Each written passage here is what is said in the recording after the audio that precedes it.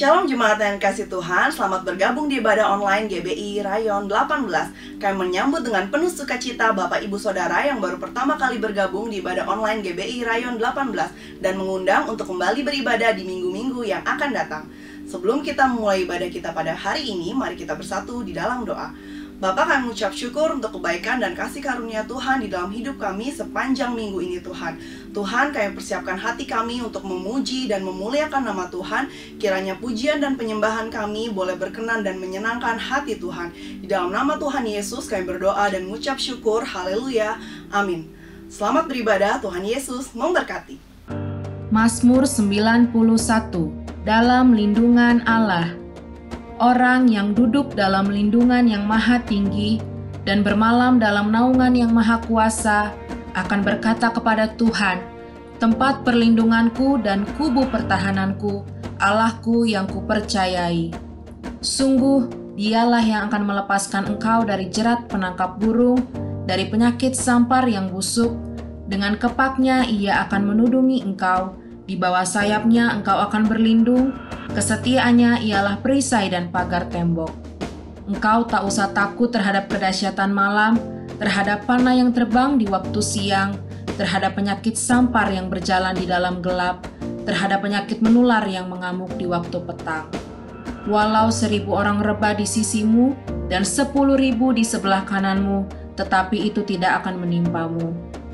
Engkau hanya menontonnya dengan matamu sendiri dan melihat pembalasan terhadap orang-orang fasik. Sebab Tuhan ialah tempat perlindunganmu, yang maha tinggi telah kau buat tempat perteduhanmu. Malapetaka tidak akan menimpa kamu, dan tulah tidak akan mendekat kepada kemahmu. Sebab malaikat-malaikatnya akan diperintahkannya kepadamu untuk menjaga engkau di segala jalanmu. Mereka akan menatang engkau di atas tangannya, supaya kakimu jangan terantuk kepada batu. Singa dan ular tedung akan kau langkahi, engkau akan menginjak anak singa dan ular naga. Sungguh hatinya melekat kepadaku, maka aku akan meluputkannya. Aku akan membentenginya sebab ia mengenal namaku. Bila ia berseru kepadaku, aku akan menjawab. Aku akan menyertai dia dalam kesesakan. Aku akan meluputkannya dan memuliakannya. Dengan panjang umur akan kukenyangkan dia dan akan kuperlihatkan kepadanya keselamatan daripadaku.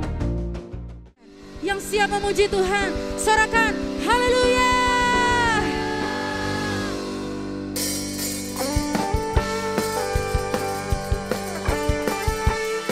Kami mau terima kemenangan yang daripada Tuhan.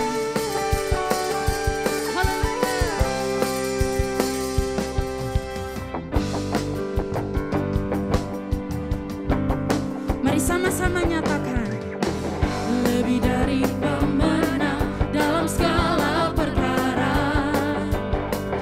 iblis tak dikalahkan oleh kuasa namanya. Jika Allah di pihak kita, siapa dapat melawan? Kita lebih dari pemenang. Haleluya. Kibarkanlah panjinya, Yesus Raja, segala raja. Haleluya. Bangkitlah gerejanya, kita lebih dari pemenang.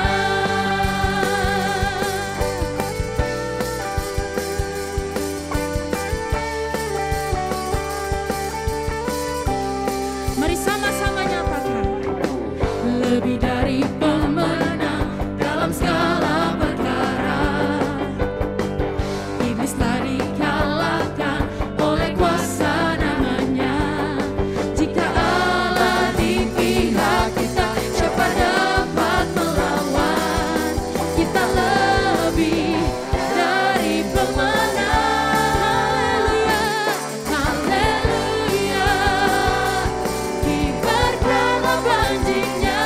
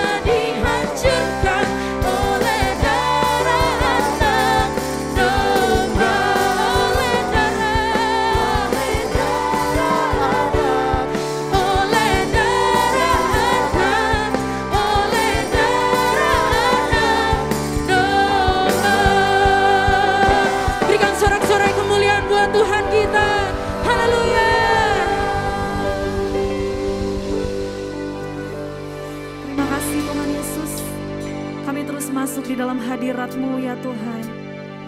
Kami mau sembah Engkau lebih lagi saat ini Tuhan.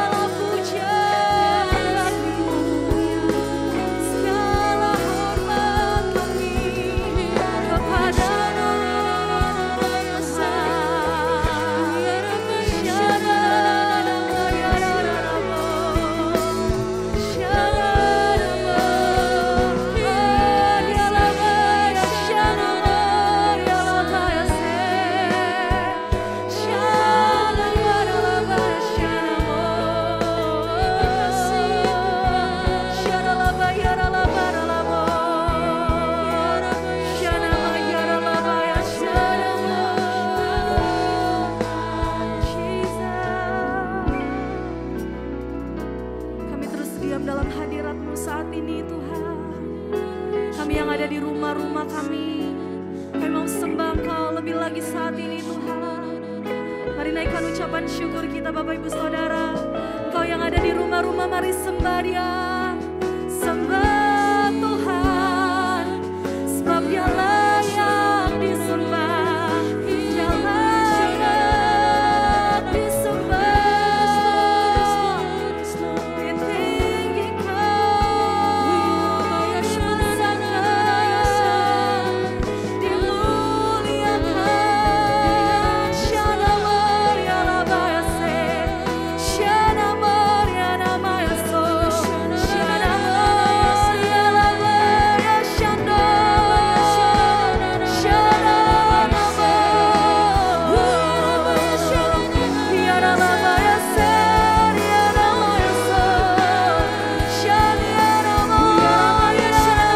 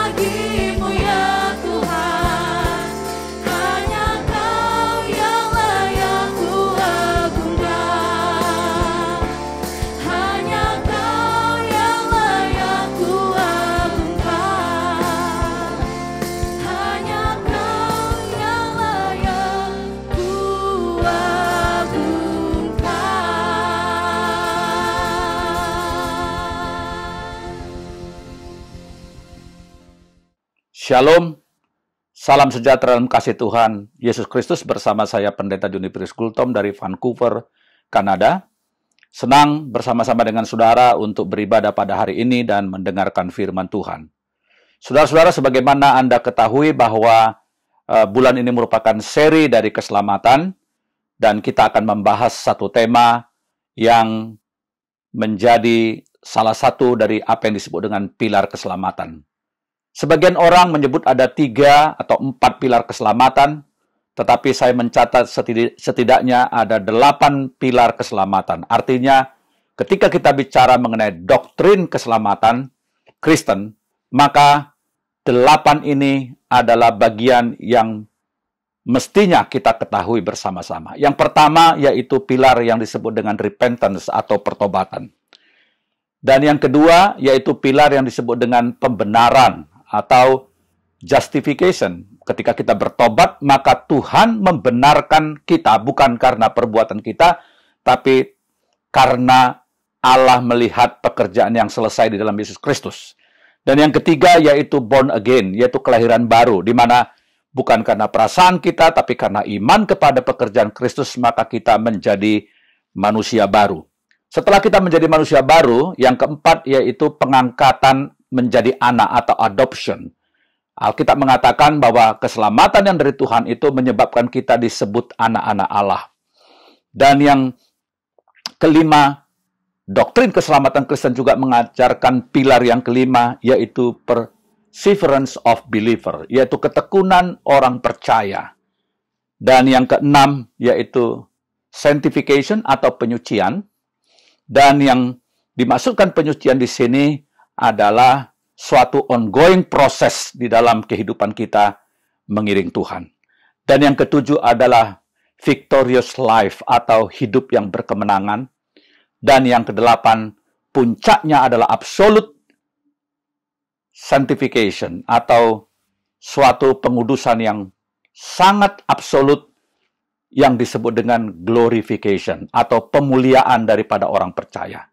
Nah, pada saat ini kita akan membahas pilar yang ketujuh, yaitu hidup yang berkemenangan. Hidup yang berkemenangan mempersiapkan kita menuju kepada glorification atau pemuliaan kita. Saudara-saudara, glorification itu belum kita capai sekarang. Tetapi dari yang pertama sampai yang ketujuh, harusnya itu sudah dan sedang kita alami. Nah, saya akan membahas tentang kehidupan berkemenangan ini. Apa kaitannya ini menjadi bagian dari pilar keselamatan? Sangat terkait, saudara-saudaraku. Kita akan melihat beberapa bagian firman Tuhan, apa yang menjadi kehendak Tuhan. Sebelumnya, mari kita tundukkan kepala, kita berdoa untuk pemberitaan firman Tuhan ini. Bapa dalam sorga, terima kasih bahwa Engkau begitu luar biasa. Terima kasih untuk Yesus Kristus yang sudah menyelesaikan segala sesuatu bagi kami, sehingga hidup kami berharga bukan karena jasa-jasa kami, tetapi karena kebaikan Tuhan. Tuhan, terima kasih untuk Roh Kudus yang mencurahkan kasih Bapa itu kepada kami, sehingga kami dapat melihat terang Injil dan kami bisa hidup sebagaimana Tuhan kehendaki. Berfirmanlah tengah-tengah kami, nyatakan isi hatimu dalam nama Yesus. Amin. Saudara-saudara, mari kita akan lihat beberapa porsi firman Tuhan mengenai tema victorious life ini yang terkait dengan keselamatan. Yang pertama, kita melihat dalam Filipi pasal 1 ayatnya yang ke-6. Filipi 1 ayatnya yang ke-6, demikian bunyi firman Tuhan. Akan hal ini aku yakin sepenuhnya, yaitu Ia yang memulai pekerjaan yang baik di antara kamu akan meneruskannya sampai pada akhirnya pada hari Kristus Yesus. Kita percaya bahwa Ia yang sudah memulai menyelamatkan kita, Dia pula yang akan membenarkan kita, Dia pula yang akan melahirkan kita menjadi manusia baru melalui pekerjaan Roh Kudus. Dia pula yang mengangkat kita, Dia pula yang memberikan kepada kita kemampuan untuk bertekun, Dia pula yang menyucikan, Dia pula yang memberikan kepada kita jaminan untuk hidup sekarang ini dalam hidup yang berkemenangan sampai menuju glorification. Bagian kedua firman Tuhan adalah Roma pasalnya yang ke-8. Ditegaskan di sana Roma pasal yang ke-8 ayat 29 sampai 30 dikatakan demikian. Sebab semua orang yang dipilihnya dari semula, mereka juga ditentukannya dari semula untuk menjadi serupa dengan gambar anaknya. Ini adalah sanctification ya. Supaya ia anaknya itu menjadi yang sulung di antara banyak saudara. Dan mereka yang ditentukannya dari semula, mereka itu juga dipanggilnya. Dan mereka yang dipanggilnya, mereka itu juga dibenarkannya. Dan mereka yang dibenarkannya, mereka itu juga dimuliakannya. Dimuliakan berbicara glorification. Nah, saudara-saudara yang dikasihi Tuhan, Anda pasti sudah biasa mendengar firman Tuhan yang banyak dikutip oleh orang Kristen dan pengkhotbah tentang gambaran daripada Yesus Kristus sebagai gembala. Dalam Yohanes pasal 10 ayat 10 dikatakan bahwa aku datang supaya kamu memiliki kehidupan yang berkelimpahan. Berkelimpahan di sini memiliki aspek yang holistik. Kata keselamatan itu sendiri tidak mengenal satu istilah di dalam bahasa Yunani sebagai sesuatu yang tunggal yang hanya berbicara tentang jiwa, tetapi berbicara tentang shalom, berbicara tentang damai sejahtera, berbicara tentang kelimpahan di dalam hubungan-hubungan kita. Itu juga berbicara tentang kehidupan di dalam aspek sosial, bahkan apa yang disebut dengan alam ini. Saudara-saudara yang dikasihi oleh Tuhan, sehingga saudara-saudara kita bisa mengklaim dengan iman bahwa keselamatan yang telah dikerjakan oleh Tuhan itu berdampak signifikan terhadap bagaimana kita disebut sebagai anak-anak kerajaan yang berkemenangan. Saudara, seringkali orang sangat menghindari kata berkemenangan ini. Mereka seringkali mengkaitkan dengan teologi kemakmuran. Orang-orang seringkali berpikir ketika berbicara mengenai kehidupan Kristen yang berkemenangan, mereka tidak bisa menjelaskan secara holistik. Yang satu mengasumsikan berkemenangan itu terkait dengan berkat-berkat lahiriah dan fisik. Yang satu, mereka begitu sangat paranoid dengan mujizat dan juga cerita-cerita tentang keberkatan Allah secara finansial dan fisik, sehingga mereka hanya bicara bahwa Allah tidak berkepentingan dalam hidup sekarang. Yang penting kamu diselamatkan, yang penting kamu menjadi menerima apa yang disebut sebagai kerajaan yang akan datang. Tetapi itu bukan ajaran Kristen yang komplit. Ajaran Kristen yang komplit hidup berkemenangan adalah menyangkut banyak aspek. Nah, saya akan membatasi saudara-saudara beberapa poin saja apa yang disebut sebagai dampak keselamatan terhadap kehidupan berkemenangan dari orang percaya yang bisa kita alami di sini dan pada masa ini. Saudara-saudara yang dikasihi oleh Tuhan, saya membagikan beberapa poin tentang bagaimana yang disebut dengan hidup yang berkelimpahan itu. Tentu poin-poin saya ini adalah poin-poin yang tidak terbatas sampai di situ saja. Anda bisa menambahkannya. Tapi setidaknya kita akan melihat bersama-sama. Yang pertama, Filipi pasal yang pertama. Mari kita buka bersama-sama. Filipi pasal yang pertama, ayatnya yang ke-20. Dikatakan demikian. Sebab yang sangat kurindukan, kata Paulus, dan kuharapkan ialah bahwa aku dalam segala hal tidak akan beroleh malu, melainkan seperti sedia kala, demikian pun sekarang, Kristus dengan nyata dimuliakan di dalam tubuhku, baik oleh hidupku maupun oleh matiku, karena bagiku hidup adalah Kristus dan mati adalah keuntungan. Saudara, tradisi Kristen mencatat bahwa Paulus itu konon katanya dia mengalami martir, ya, dipenggal kepalanya pada pemanjaraannya di Roma pada tahun 97 kalau tidak salah. Nah, saudara-saudara, tetapi dia meskipun tidak ada lagi, ada beberapa usaha memang yang pernah mencoba mencari jejak daripada kuburan daripada Paulus, ya, dan tidak menemukan atau tidak ditemukan oleh para arkeolog. Tapi meskipun Paulus sudah tidak ada ribuan tahun yang lalu, tetapi gema yang dinyatakan di dalam Filipi ini, dan Filipi ini adalah surat dari penjara, yaitu menegaskan kepada kita bahwa situasi yang dari luar terhadap hidup dia, apa yang dialami tidak bisa mendikte tentang kemenangan dia dalam Kristus. Apa itu? Bahwa dia mendeklarasikan bahwa ketika dia mengenal Kristus, maka itu artinya hidupnya bagi Kristus. Baik dalam hidup ini maupun matiku, Kristus dipermuliakan.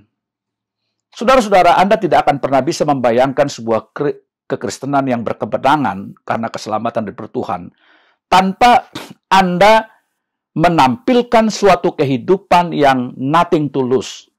Artinya, Anda betul-betul kiblatkan diri Anda kepada orientasi kerajaan Allah, di mana kita mempercayai bahwa biarlah di dalam kehidupan kita ini Kristus dipermuliakan. Justru karena di dalam profesi kita sebagai dokter, sebagai pedagang, bisnismen, guru, sebagai mahasiswa, sebagai pelajar, sebagai ibu rumah tangga, sebagai pekerja freelance, sebagai pendeta, sebagai lawyer, sebagai politician, atau apapun. Kita harus mempercayai suatu dunia yang holistik dan terintegrasi, bahwa tidak ada dualisme dalam kekristenan, di mana kehidupan kita berbicara masalah-masalah kerohanian atau spiritual hanya dalam konteks gereja dan kekristenan. Tapi justru kita menemukan kehidupan berkemenangan itu di dalam ruang yang mengena dengan seluruh profesi kita. Saudara, arti hidup berkemenangan adalah menjadikan suatu moto di dalam hidup kita bahwa Kristus dipermuliakan di pekerjaan saya. Kristus dipermuliakan di dalam dagang saya. Kristus dipermuliakan di dalam bisnis saya. Ya. Jangan saudara berbicara tentang kehidupan yang berkemenangan, tetapi Anda tidak menampilkan kehidupan Kristus di dalam area-area atau ruang-ruang publik di mana Anda hadir. Ya. Kita tidak bisa menipu Tuhan seperti apa yang diceritakan oleh kitab Yesaya, di mana mereka berpikir kalau mereka memberikan ritual-ritual keagamaan, doa yang panjang-panjang, merayakan bulan baru, memberikan persembahan-persembahan, maka Allah akan tutup mata dengan kejahatan mereka. Tuhan mengatakan bahwa puasa yang ku kehendaki adalah menegakkan keadilan dan kebenaran. Tuhan juga mengatakan, mari berperkara dengan aku. Kalau kamu mengaku, maka dosamu yang merah seperti kermizi akan putih seperti salju. Artinya Tuhan mau menegaskan kepada kita bahwa Dia bukan dewa yang bisa kita suap dengan kesalehan-kesalehan ritual-ritual kita bergereja, doa-doa kita yang panjang, atau persembahan kita yang banyak, perpuluhan kita. Lalu Tuhan menutup mata terhadap suatu kenyataan bagaimana kita menghidupi kehidupan ini. Paulus mengatakan, baik dalam hidupku maupun matiku, Kristus dipermuliakan. Tidak peduli Anda matinya nanti di mana dan penyebabnya apa. Apakah Anda mati karena serangan jantung? Apakah Anda mati karena kanker? Apakah Anda dan saya akan mati karena kecelakaan? Apakah Anda mati dengan saudara dan saya mati karena sesuatu yang tidak terpraduga atau tidak bisa kita prediksi? Nggak ada masalah. Pertanyaannya, apakah dalam kematian kita Kristus dipermuliakan? Maksudnya apa? Anda jangan sampai mati, tapi di dalam posisi Anda tidak mempermuliakan Kristus. Anda mati di penjara karena Anda korupsi.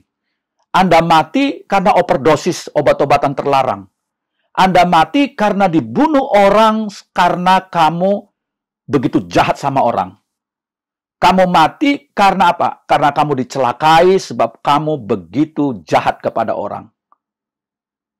Biarlah kematian kita, sebagaimana kehidupan kita di ruang publik, mempermuliakan Kristus.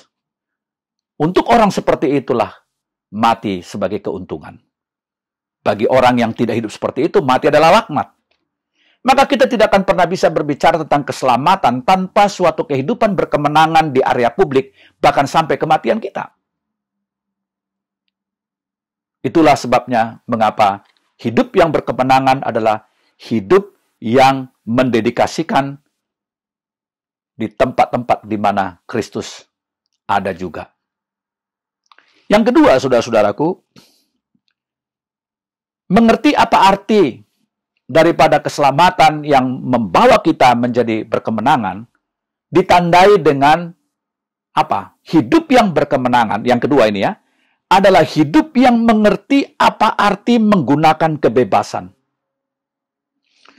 Saudara-saudara, keselamatan dari Tuhan itu bukan taken for granted. Pekerjaan keselamatan Allah itu yang telah memerdekakan kita dari dosa, bukan supaya kita memiliki kuasa berbuat dosa, tapi justru kuasa untuk merdeka di dalam Kristus secara bertanggung jawab. Oleh karena itu, saudara-saudaraku, apa artinya true freedom atau kebebasan yang sesungguhnya?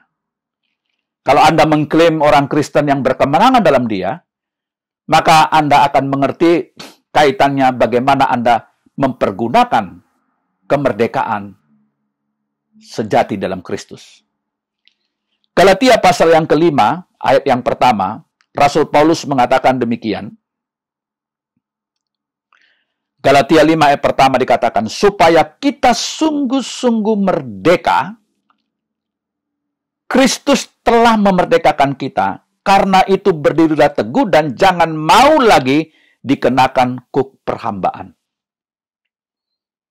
Jadi kemenangan kita terhadap dosa, terhadap daging, dan terhadap dunia ini, justru kita dapatkan hanya dengan cara bagaimana kita mempergunakan kebebasan itu dengan benar. Oleh karena itu, kemerdekaan oleh Injil bukanlah paspor bagi kita untuk melakukan apa saja. Tidak ada yang paling membahagiakan daripada mereka yang bisa menemukan ketaatan karena sukacita mempergunakan kemerdekaan yang sejati itu. Saudara, pernahkah Anda mengetahui tentang warung kejujuran? Ya, warung kejujuran. Dulu ada beberapa sekolah yang mencoba membuat semacam warung kejujuran di sekolah atau di kantin sekolah untuk melihat bagaimana tingkat kejujuran siswa, di mana ada warung tidak ada penjaganya, sudah ada di situ makanan, situ semua barang-barang yang ya untuk layaknya seperti warung gitu atau kantin sekolah dengan harga yang sudah tertera, dan di situ ada tempat uang. Jadi kita mengambil sendiri kembaliannya, ya. Nah, saudara-saudara, di sebuah STT juga pernah saya melihat seperti itu, ya. Saya jadi ingat waktu dulu saya masih SMP ya, 40 tahun lalu ya, lebih ya. 40 tahun lebih yang lalu, ya. Maklumlah di kampung kan, uang jajan terbatas begitu ya. Nah, saya masih ingat persis di belakang sekolah kami ada ibu kantin yang jual pisang goreng gitu ya. Pisang goreng, tahu goreng, tempe goreng gitu ya. Nah, saudara, dia nggak pernah pusing dengan berapa kita makan pisang goreng itu, hanya menuntut kejujuran kita untuk mengaku berapa kita makan ya. Dan kami begitu jahat ya.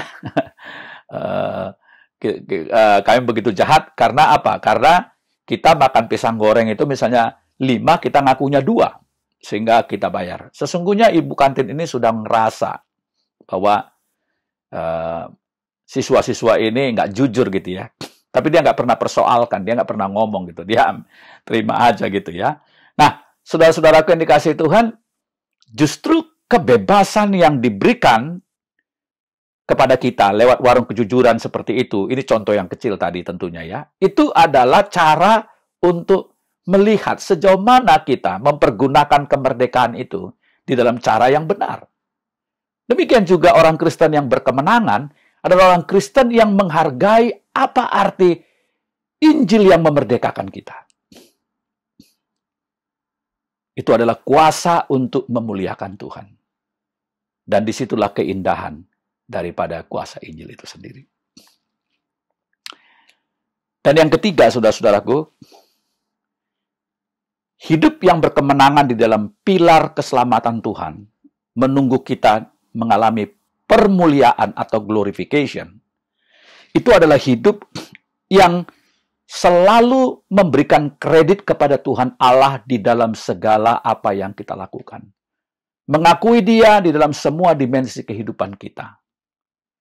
Justru orang yang hidup berkemenangan adalah orang yang mengerti bahwa kemenangannya, prestasi-prestasinya, itu adalah karena Tuhan.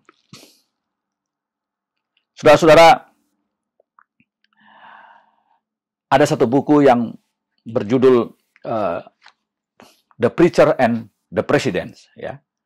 Pengkhotbah dan para presiden. Itu berbicara tentang semacam biografinya atau tulisan mengenai Billy Graham.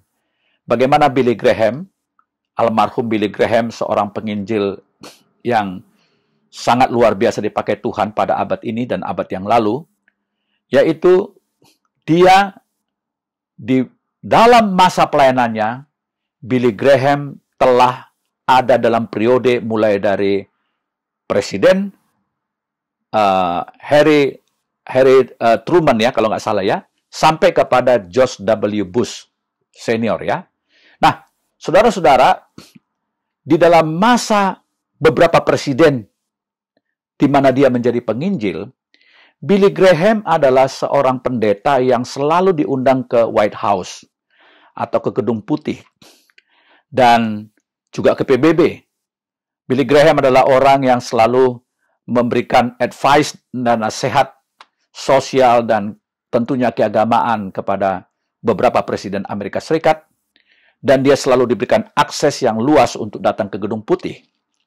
Tetapi saudara-saudaraku, Billy Graham selalu melihat itu bukan karena pencapaian dia personal, tetapi karena kemampuan dan anugerah Tuhan yang memampukan dia untuk bisa menjadi penasehat dari para presiden, saudara-saudaraku. Jadi saudara-saudaraku, kalau Anda mau melihat kehidupan Kristen yang berkemenangan, lihatlah bagaimana orang itu selalu memberikan kredit kepada Tuhan Allah di dalam bisnisnya, dalam keluarganya, di dalam sekolahnya, dan di dalam segala apa saja. Kita tidak akan pernah bisa mengklaim prestasi-prestasi kita, tetapi semua karena kemurahan Tuhan. Kalau perusahaanmu mengalami kenaikan omzet, kau mengalami keuntungan-keuntungan, akuilah itu sebagai karya Tuhan dalam perusahaanmu. Kalau engkau berprestasi dalam studi, akuilah bahwa Tuhanlah yang telah memampukan engkau untuk bisa meraih semuanya itu. Kalau engkau bisa ada sebagaimana engkau ada, itu adalah karena anugerah Tuhan. Satu bagian firman Tuhan kita melihat dalam 1 Korintus pasalnya yang ke-15. Mari kita lihat bersama-sama. 1 Korintus pasalnya yang ke-15. Ayatnya yang ke-10, demikian bunyi firman Tuhan. Tetapi karena kasih karunia Allah, aku adalah sebagaimana aku ada sekarang, dan kasih karunia yang dianugerahkannya kepadaku tidak sia-sia. Sebaliknya, aku telah bekerja lebih keras daripada mereka semua, tetapi bukannya aku, melainkan kasih karunia Allah yang menyertai aku. Perhatikan bagaimana Paulus itu selalu memberikan kredit kepada Tuhan Allah. Ya. Walaupun aku bekerja keras, tetapi bukan aku, melainkan kasih karunia Allah yang menyertai aku. Wow, ini luar biasa ya Bapak Ibu yang dikasihi oleh Tuhan. Nah, oleh karena itu, tidak heran mengapa Paulus adalah seorang yang selalu memberitahu kepada kita bahwa adalah sangat penting untuk kita selalu berjalan di dalam pengakuan-pengakuan kita akan kasih dan kebaikan Tuhan.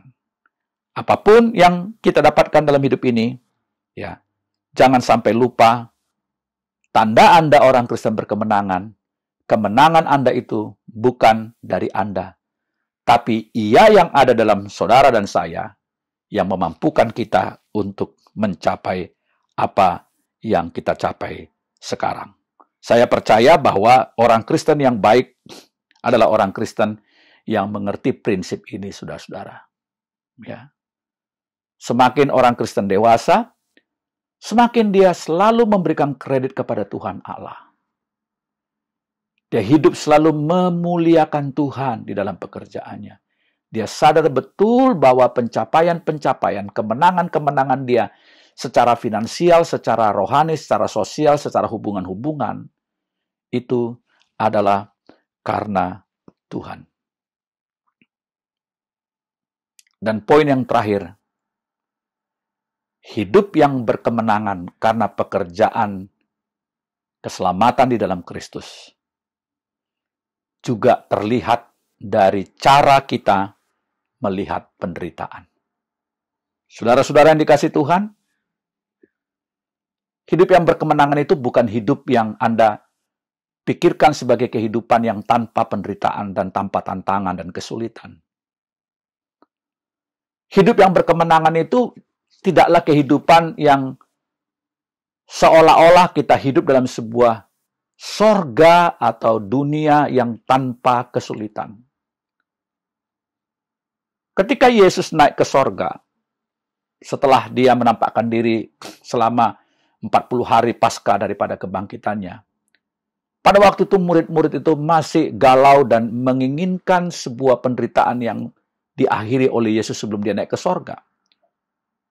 Dan dia berkata, Tuhan, kapankah engkau akan memulihkan kerajaan Israel? Karena mereka ada di bawah penjajahan Romawi. Ketimbang menjawab mereka dengan mengatakan tanggal segini atau tahun segini, abad segini, Yesus mengatakan,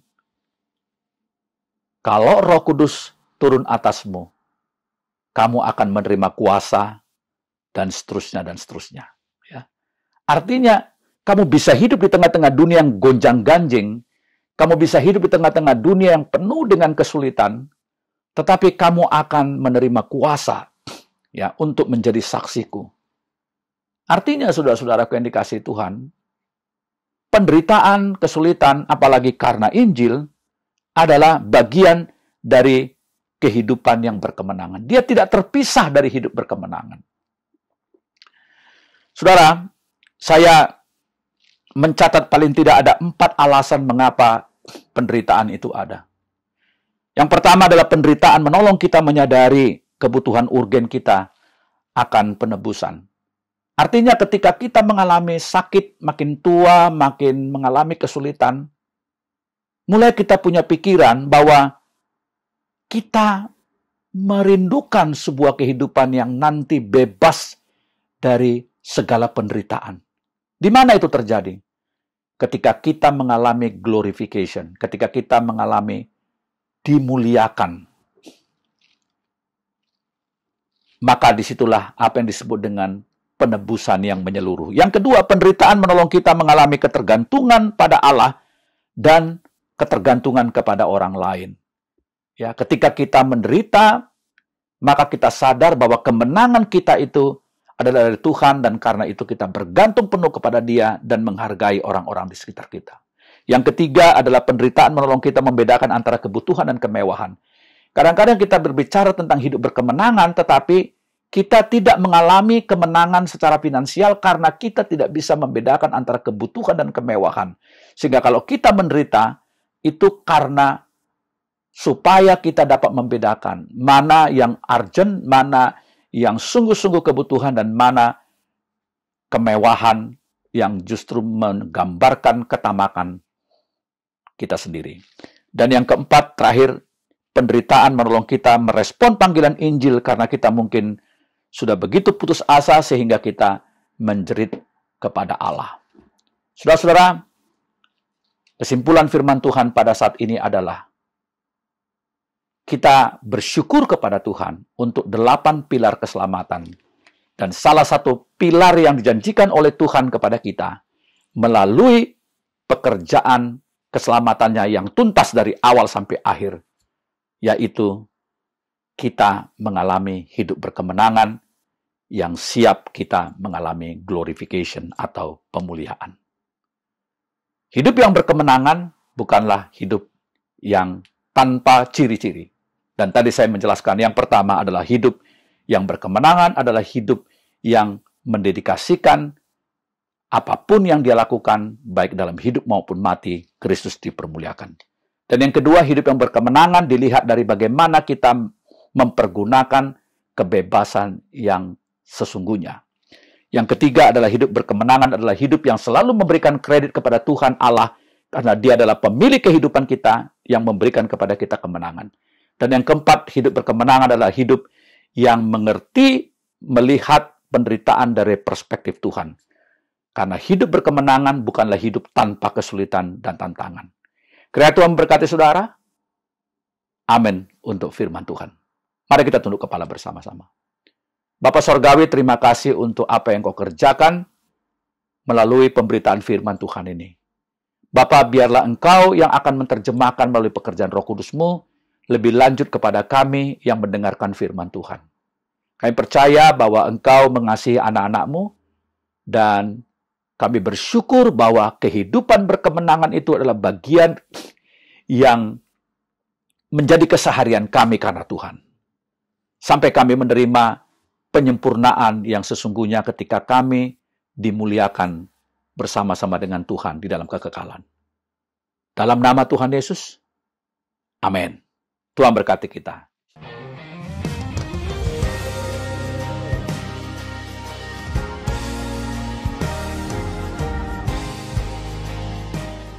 Mari Bapak Ibu, kita akan membawa persembahan kita. Mari kita berdoa.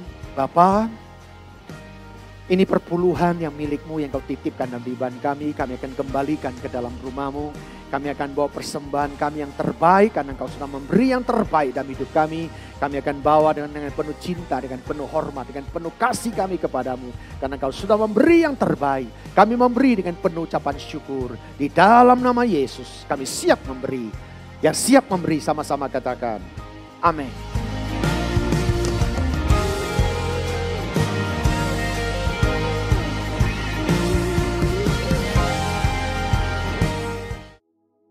Shalom saudara, di tahun paradigma baru ini kita percaya bahwa Tuhan akan banyak membukakan paradigma baru bagi setiap kita di dalam segala aspek kehidupan. Dalam VOP kali ini, kita akan membahas paradigma baru di dunia marketplace. Mungkin kita pernah mendengar satu statement, Senin sampai Jumat waktunya untuk bekerja, berbisnis, dan mencari uang. Sedangkan hari Minggu waktunya untuk melakukan hal-hal rohani, seperti beribadah dan pelayanan. Nah, ini adalah prinsip dikotomi, yaitu membedakan antara pelayanan di gereja dan pekerjaan di marketplace. Seakan-akan hal rohani itu lebih superior dan tidak bisa dicampur dengan kegiatan dalam dunia usaha. Tuhan tidak menginginkan hal itu. Dikotomi dapat menimbulkan pemahaman bahwa orang yang bekerja di marketplace tidak bisa mengambil bagian dalam amanat agung Tuhan Yesus. Dalam Kisah Para Rasul dituliskan ada 40 mujizat sebagai pernyataan kuasa Roh Kudus melalui para rasul dan murid-murid Tuhan Yesus lainnya. Yang menarik, ternyata dari 40 peristiwa itu hanya satu peristiwa yang terjadi di tempat yang rohani, yaitu di gerbang indah di Bait Allah. Sisanya terjadi di tempat-tempat publik dan melibatkan murid-murid yang bekerja juga di marketplace.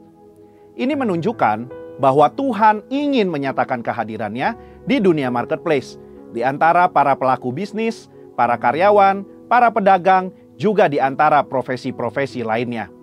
Sejak awal penciptaan, Tuhan menciptakan manusia untuk menguasai bumi, sambil menikmati hubungan yang intim dengannya. Karena itu seharusnya pekerjaan, bisnis, dan profesi yang kita geluti di marketplace dijalani dengan sukacita, sambil terus menikmati persekutuan yang intim dengan Tuhan. Jadi, pekerjaan bukanlah sesuatu hal yang terpaksa harus kita lakukan supaya kita hidup.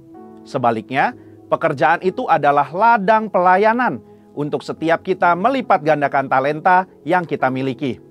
Biasanya, setiap kita melakukan pekerjaan atau berbisnis adalah untuk memenuhi kebutuhan kita.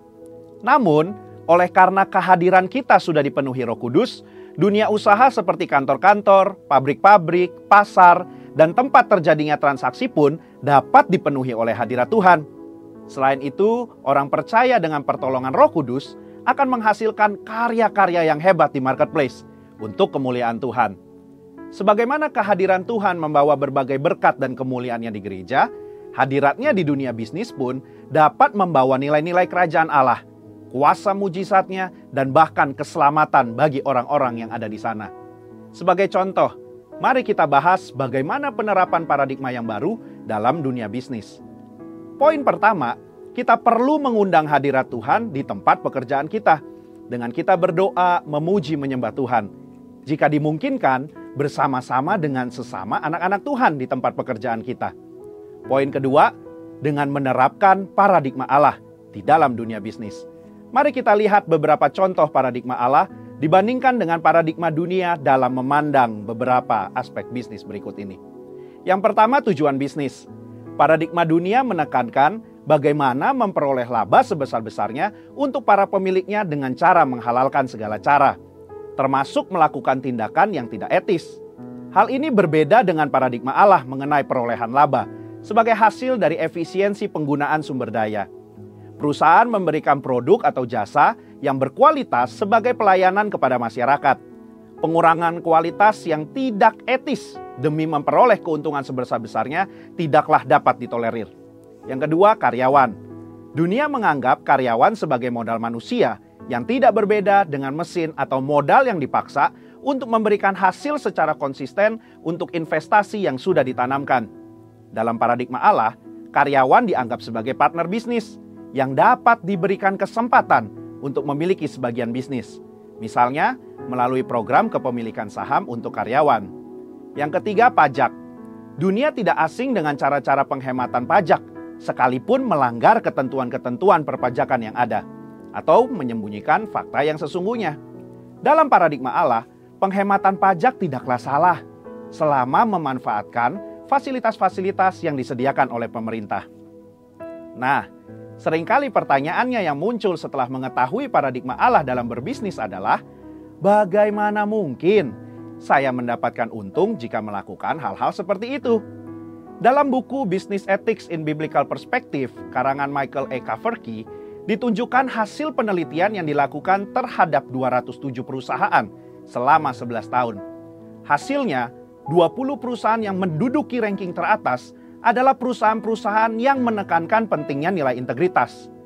Sebagai kesimpulan, di era Pentakosta ketiga ini, di mana Roh Kudus dicurahkan kepada semua orang, maka setiap kita yang berusaha dan bekerja di marketplace perlu meminta pengurapan Roh Kudus dalam pekerjaan kita dan menerapkan paradigma Allah.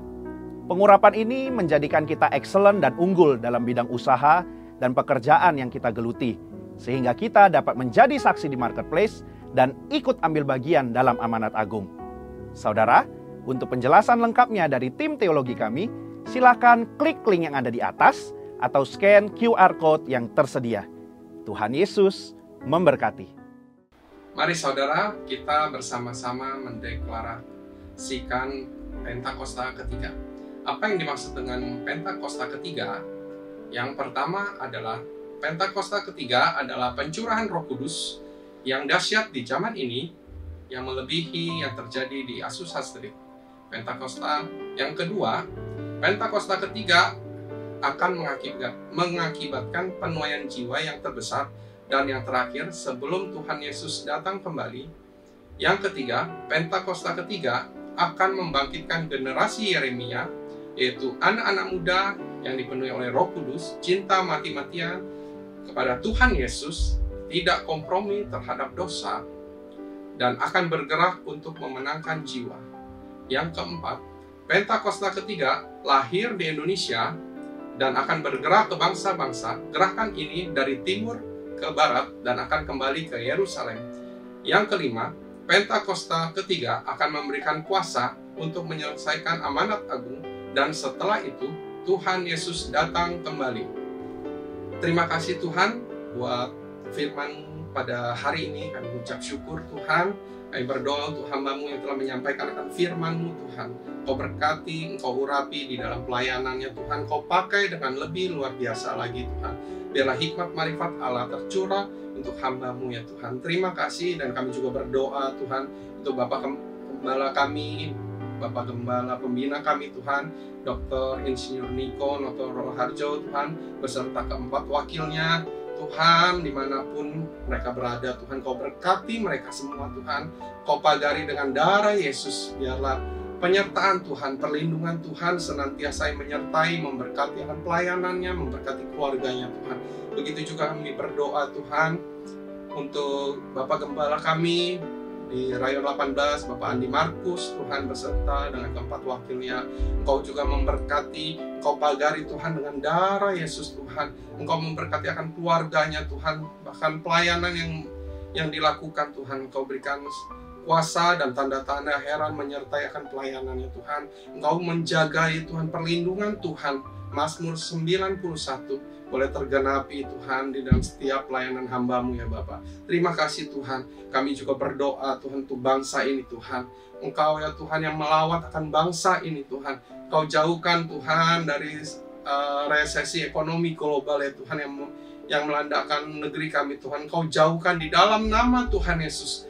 Bapa, kami berdoa, biarlah penyertaan Tuhan, malaikat sorga-Mu Tuhan yang menyertai bangsa ini Tuhan. Sehingga bangsa ini dipulihkan, bangsa ini diberkati, ekonomi diberkati Tuhan. Segala sesuatu yang Kau berkati Tuhan. Terima kasih Tuhan, terima kasih. Dan kami juga berdoa Tuhan untuk setiap jemaat-jemaat-Mu ya Tuhan yang ada di rumah-rumah Tuhan yang menyaksikan secara online. Engkau juga yang memberkati ya Tuhan akan setiap jemaat-jemaat-Mu Tuhan. Jauhkan dari segala sakit penyakit Tuhan. Engkau memberkati setiap jemaat-jemaat-Mu Tuhan. Biarlah ya Tuhan yang menikmati akan firman-Mu ya Tuhan yang telah ditaburkan pada hari ini Tuhan boleh berbuah matang, menghasilkan ya Tuhan iman yang teguh ya Tuhan, yang membuat jemaat-jemaat-Mu Tuhan boleh bertumbuh di dalam imannya ya Tuhan. Terima kasih Bapak, kami mengucap syukur Tuhan, terima kasih. Kami berdoa ya Tuhan, sebelum kami mengakhiri Tuhan akan ibadah kami melalui online ini Tuhan, kami siap untuk menerima berkat-Mu ya Tuhan yang disampaikan oleh hamba-Mu. Mari Bapak Ibu, buka hati, angkat kedua tanganmu. Terimalah berkat-berkat surgawi, berkat kasih karunia yang melimpah-limpah dari Allah Bapa di dalam Anak yang tunggal, Yesus Kristus Tuhan, dan persekutuan yang manis dengan Allah Roh Kudus yang senantiasa memberkati, menyinari dan diperapkan wajahnya kepada engkau mulai saat hari ini sampai Maranatha. Tuhan Yesus datang yang kedua kali menjemput kita di awan-awan yang permai, bahkan sampai selama-lamanya. Yang percaya dan sudah diberkati Tuhan, sama-sama kita katakan amin. Puji Tuhan, Tuhan berkati kita semua. Kuatkan dan teguhkan hatimu, jangan takut dan tawar hati, sebab Tuhan besertamu. Kuatkan dan teguhkan hatimu, Yesus Tuhan berjalan di depanmu, berikan